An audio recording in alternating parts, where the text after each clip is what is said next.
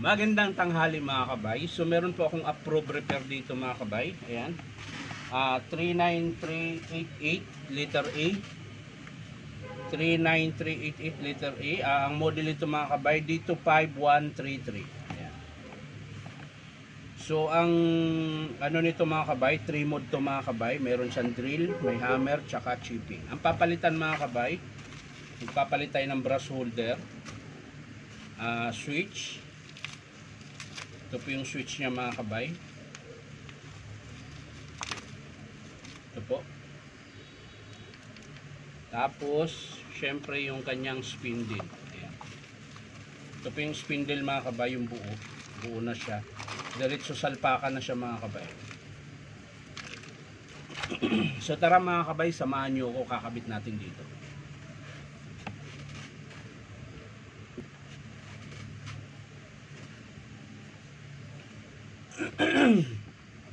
So yun na mga kabay, nakalas ko na yung screw. So unahin muna natin yung brush holder mga kabay. Ayan, panghuli natin yung spindle. So dito muna tayo sa brush holder, magkalas. Ayan. So sa pagkakalas mga kabay, dating gawin pa rin. Ayan, tatanggalin nyo muna yung pin. Matigas. So kailangan mo ng matibay na panundot. Ayan. So ayan mga kabay, yun po yung lock. Bago nyo hugutin yung armature. Armature, brush holder pala. Umabot na ako sa armature. Ayan. Dalawang screw lang naman to mga kabay, luluwagan mo lang. Ayan. Tapos syempre iangat nyo yung spring para hindi siya tatama pag hindi niya maitulak yung carbon pag hinugot mo yung brush holder. So lalagay lang natin sa gitna. Hindi pala mailagay dahil nakakalso yung tornilyo mga kabay. So tatanggalin muna natin yung screw niya. Ayan. Masyado pang maarte itong screw na to, ayaw niyang mabunot. So ikutin natin. Ayan. Ganon din po sa kabila mga kabay, ayaw din po mabunot. So iangat natin konti. Ay nako.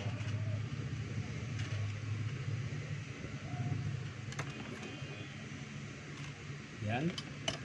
Tapos syempre pwede na nating bunutin yung, tanggalin yung kanyang brush holder. So ito po yung luma mga kabay. So kakabit natin yung bago. Ayan. May kasama na rin po itong carbon mga kabay. Kaya wala ka ng ibang ikabit kundi tanggalin yung lock. Ayan.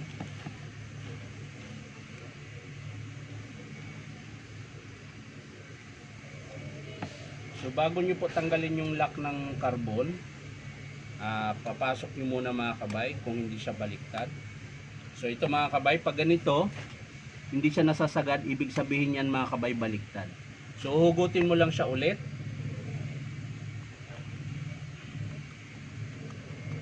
Yan. Ikot-ikot lang ulit. Tapos iikutin mo lang yung brush holder.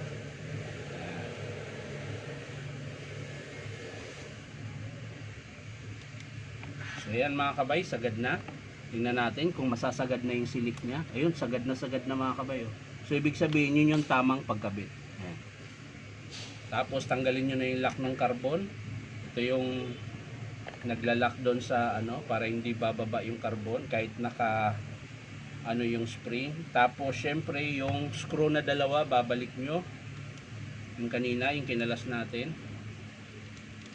Ayan. Tapos syempre higpitan natin mga kabay. Ayan.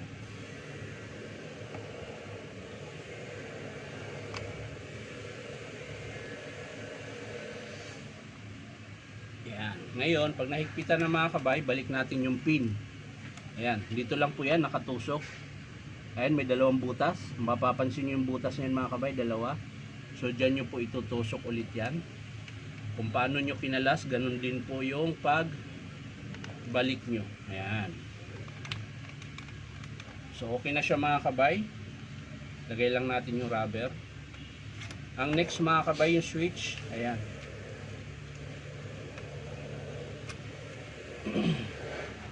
So yung switch mga kabay, ayan. Kung hindi nyo po kabisado yung wiring, isa-isahin nyo lang. Ayan.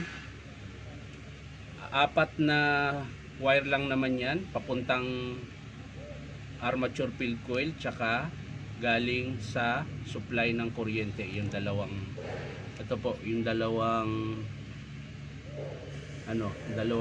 isang blue tsaka isang brown. Ayan. So gagamit kayo ng panundot mga kabay. Hanap lang ako ng pangsundot. So yan mga kabay, meron na po akong nahanap na pangsundot. So nasundot ko na yung blue. Ayan. So ito na lang lalagay natin.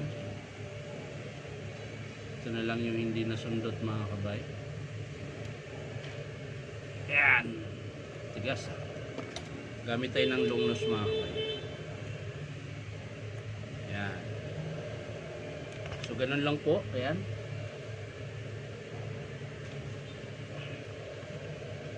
Tapos yung capacitor mga kabay, doon dalawa. Ganon din ang gagawin nyo.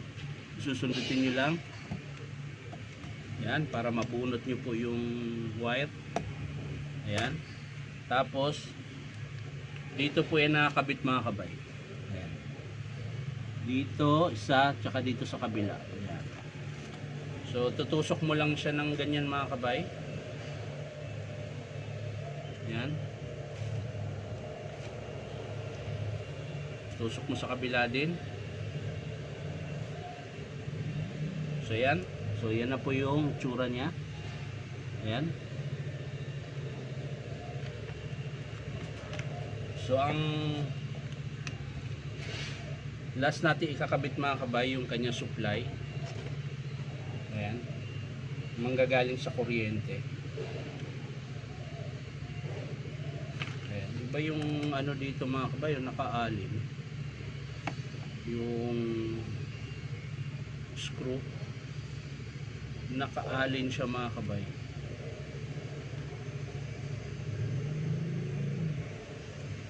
Yan. Alin talaga siya. So dalawa, ayan. Yung may dalawang alin screw mga kabay, ito.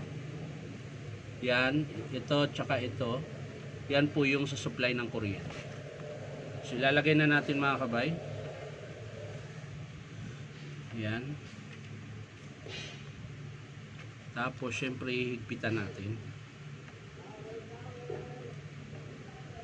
para hindi siya makalas.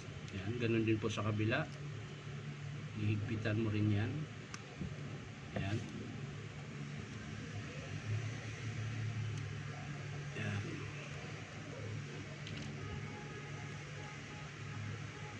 So yan na mga kabay. Ayos na. So pwede na natin ikabit yung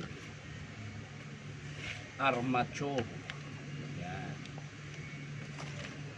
So ikabit na natin to, tapos panghuli na natin ikabit yung kanyang spindle. So sa pagkabit mga kabay, madali lang. Ayan. Yung red doon sa ibabaw, yung blue sa ilalim.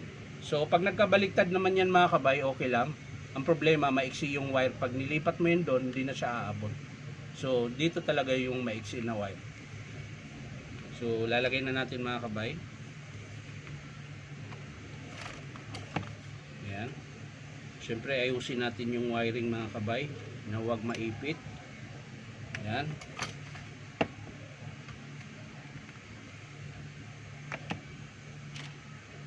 Para walang problema.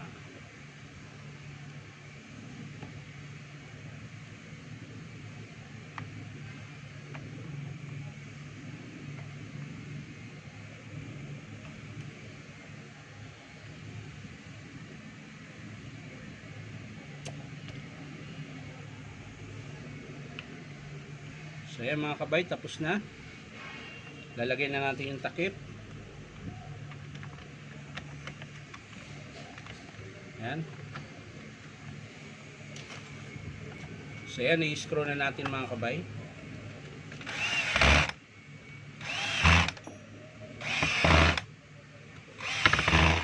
Ayan. So ang next ay yung kanyang spindle mga kabay. Ayan, lalagay na natin. At syempre sa pagkalas nito mga kabay, ayan, di ba po nakadrill siya, iikutin mo lang ng ganyan, ayan, nakaayon sa katawan, nakatumbok doon yung arrow, tapos iaangat nyo po siya, dahan-dahan lang. Ayan. So ayan, kalas na po siya. At tatanggalin na natin yung kanyang front housing. Ayan. Gamit kayo ng flat screw para hindi magkalasan. Ayan. So ang tatanggalin natin ito, at syempre yung striker na nasa loob, susundutin nyo lang ng flat screw mga kabay. Ayan, ganyan, para lumabas yung kanyang striker. So ito yung papalitan natin. Ito yung luma mga kabay. Ayan, pinunasan ko lang para hindi gaano madumi.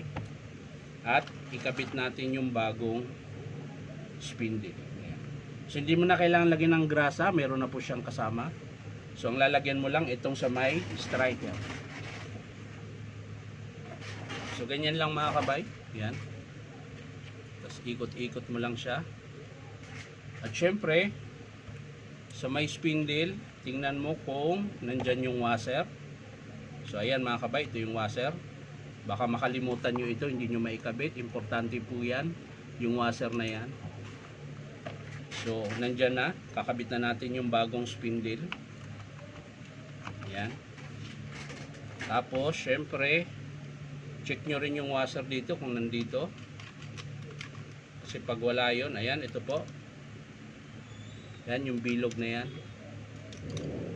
Ayan. Dito po yan nakakabit. Sa ibabaw. Ayan. Tapos lalagay na natin yung front housing nya. Yan. At syempre i-screw na po natin. Ayan. At mag-aalas 12 na mga kabay.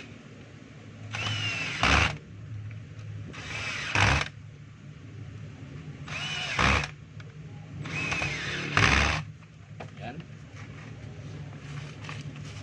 So okay na siya mga kabay. Adjust lang natin yung ayun, pag hindi siya nakadiretso yung spring mga kabay, tas matigas, di mo siya pwedeng itulak. Minsan naman kasi malambot yan eh. Ngayon matigas. So kakadyutin nyo lang yung armature. Ayan, sasaksak nyo lang. Ayan. Pag napaandar nyo yan konti, pwede nyo lang isilik yung ilagay sa gitna yung spring. Ayan, nakaganyan po. Ayan, ayan, ayan. Para maipasok nyo yung lever. Ayan. So sa pagkabit mga kabay, kung paano mo siya kinalas, doon mo rin siya ikutin. Ayan, naka-arrow siya, so ikutin mo siya pataas. Ayan. So ayan, nakalock na yan. Pag tumunog, lagay natin sa hammer.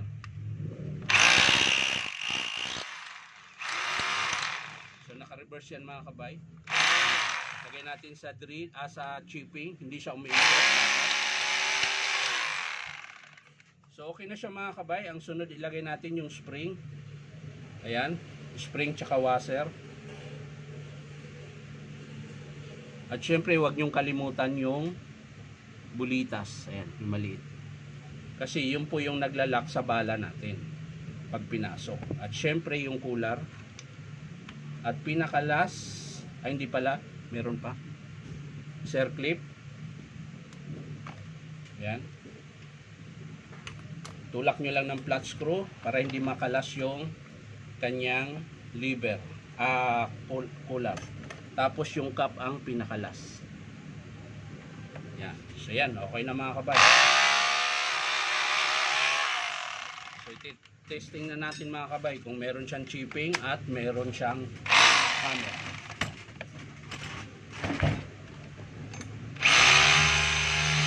Lagyan natin sa drill muna. Yun yung drill. Lagyan natin sa hammer.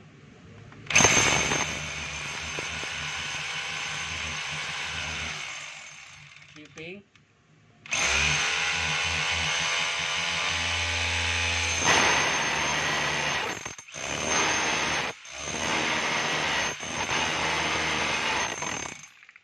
So okay na mga kabay, maraming salamat sa panonood at pa-like and share na rin po. At syempre po baka naman po pwedeng subscribe na po tayo YouTube account na Inom Tabay.